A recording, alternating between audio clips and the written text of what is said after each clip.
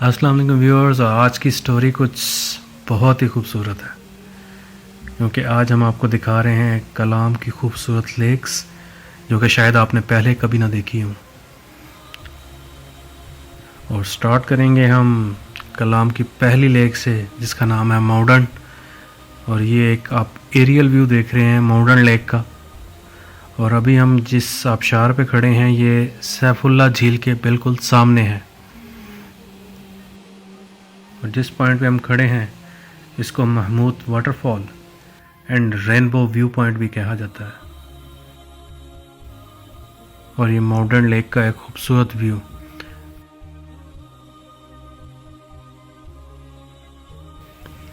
और इन लेक्स तक आने के लिए आपको तकरीबन 3 से 3.5 घंटे का सफ़र करना पड़ता है 4x4 जीप्स के ऊपर।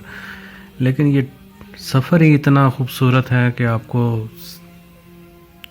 पता ही नहीं चलता कि कब 3 घंटे गुजर गए।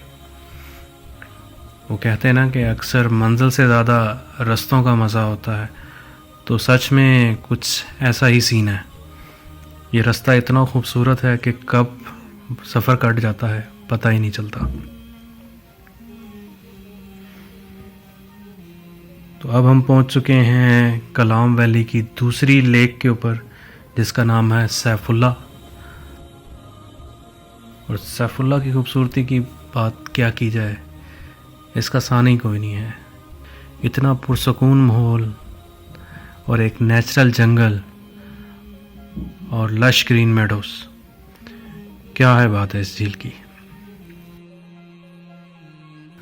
और ये अब आप एक एरियल व्यू देख रहे हैं सैफुल्ला झील का। और ये अब आपको हम जूम इन करके दिखाएंगे कैसी लगती है ये झील। तो जब भी सैफुल्ला झील पे आएँ तो बोटिंग ज़रूर करें। इस गहरे सब्ज़ पानी में बोटिंग करने का तो अपना ही मज़ा। और जब आप बोट में ट्रैवल करेंगे तो आपको दूसरी तरफ एक जज़ीरा सा है सैफुल्ला झील के, वहाँ जाएं और कुछ देर एंजॉय करें। उस जगह की जो नेचुरल ब्यूटी है उसका कोई जवाब ही नहीं है। इस जज़ीरे के अंदर से पानी गुज़रता है और एक अजीब सा रोमानवी सा मज़ा आता है।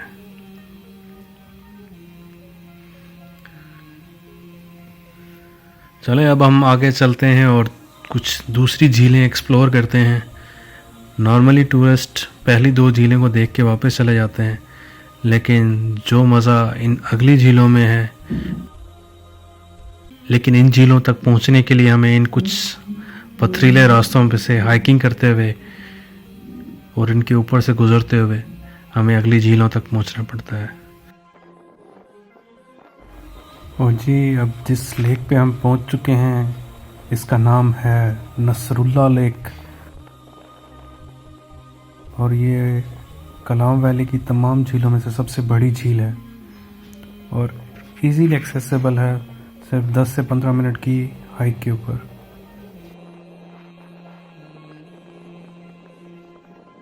लेकिन खूबसूरती के लिहाज से वो हम आप पे छोड़ते हैं कि आपको कौन सी लेक पसंद है।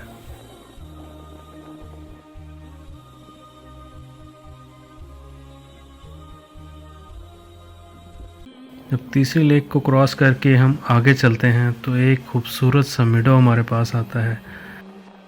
और उसकी खूबसूरती ये है कि आपके दोनों तरफ एक बहुत ही खूबसूरत वाटरफॉल्स हैं। आप लेफ़्ट देखें या राइट, बहुत ही खूबसूरत वाटरफॉल्स हैं।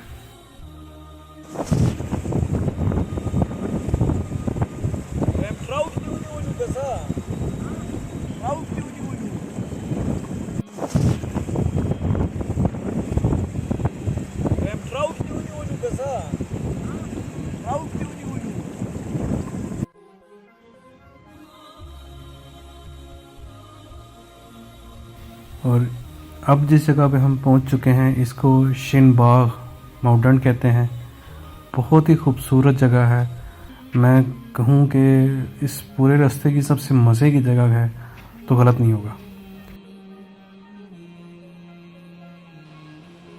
कि यहाँ पे जो सफ़ेद सफ़ेद दरख्त हैं इनसे कागज़ बनता है। और ये पुराने वक्तों में कागज़ बनाने का इस्तेमाल भी होता था, जिन पे लिखाई की जाती थी, वो यहाँ पे कसरत से पाए जाते हैं।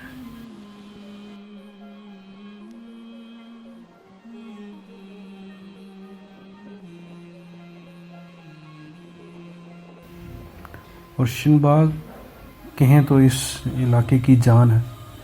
इतना खूबसूरत दरख्त, कुशू रिवर का फ्लो और ये मेडोस, मज़ा आ जाता है।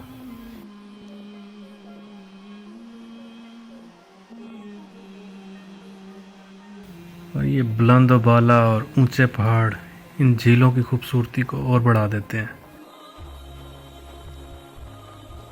चलें अब हम आगे चलते हैं और अपनी चौथी लेक को एक्सप्लोर करते हैं। और इस इलाके की एक ख़ास बात कि यहाँ पे हवा बहुत तेज़ चलती है। अब जिस मर्ज़ी मौसम में आए आपको बहुत तेज़ हवा मिलेगी, जो कि ठंड में काफ़ी इजाफा कर देती है। अगर आप नाइट स्टे करें, और क्योंकि यहाँ पे कैंपिंग के अलावा और कोई सीन नहीं है, तो रात को आपको बहुत ठंड लगेगी। चलें तो अब हमारा आखिरी स्टॉप है डांचर गुल वाटरफॉल।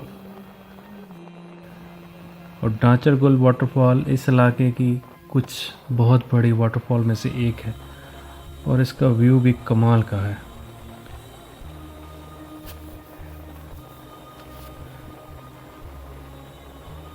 और वाटरफॉल के इर्द गिर्द आप देखें तो आपको पशुकोंस जैसी पहाड़ी भी नज़र आती है।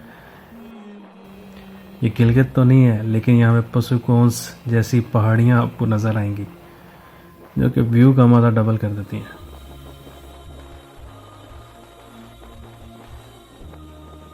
और यहाँ पे पत्थरों से बना आपको एक बांडा नज़र आएगा, जहाँ पे मुकामी लोग रहते हैं, जो कि ऐन इस वाटरफॉल के सामने रहते हैं। कितना मज़े का स्मूथ पानी है।